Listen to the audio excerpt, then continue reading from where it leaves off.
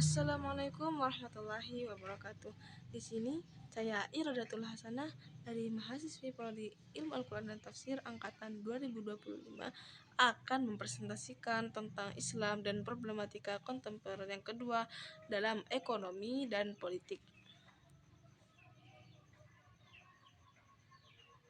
Penerapan prinsip ekonomi Islam yang diantaranya adalah larangan riba yang bertujuan untuk mendorong pembiayaan berbasis bagi hasil yang lebih stabil, dan juga keadilan distribusi yang memuat zakat, infak, sedekah, dan wakaf untuk mengatasi kemiskinan dan ketimpangan.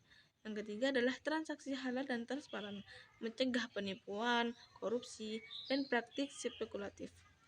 Yang keempat adalah ekonomi berorientasi ke maslahatan atau maslahah yang bertujuannya ini untuk prioritas pada kebutuhan sosial bukan sekadar keuntungan. Yang terakhir adalah etika produksi dan konsumsi. Tujuannya itu untuk konsumsi moderat, bisnis ramah lingkungan, dan produksi halal.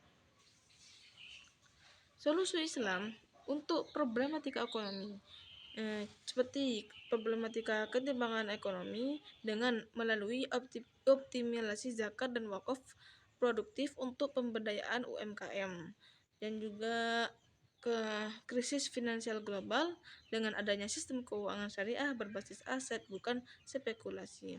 Yang ketiga adalah adanya pengangguran dan kemiskinan. Solusinya apa? Program ekonomi berbasis komunitas dan kewirausahaan syariah. Yang keempat adalah ekonomi digital, ya, dengan adanya penerapan syariah pada vintage, e-commerce halal, dan digitalisasi zakat. Yang terakhir adalah problematika kerusakan lingkungan. Solusinya dengan adanya prinsip stewardship, yakni khalifah dalam pengelolaan sumber daya. Perspektif Islam dalam politik modern. Politik sebagai amanah untuk menegakkan keadilan dan kesejahteraan, juga mengutamakan musyawarah, akuntabilitas, dan supremasi hukum, dan juga menolak korupsi, nepotisme, serta penyalahgunaan kekuasaan. Adapun solusi Islam bagi tantangan politik seperti tantangan politik radikalisme dan intoleransi, solusinya adalah penguatan Islam moderat, yakni wasataniyah, dan dialog sosial. Dan juga yang kedua, tantangan polarisasi politik dengan adanya solusi etika persatuan ukhuwah, menjaga perbedaan secara sehat. Juga korupsi, adanya korupsi. Solusinya adalah integritas pemimpin, transparansi anggaran, dan kontrol publik.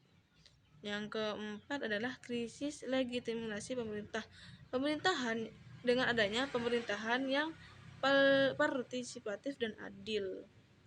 Dan tantangan yang terakhir adalah isu hak-hak warga dengan adanya solusi perlindungan minoritas, keadilan sosial, dan hukum yang tidak diskriminatif.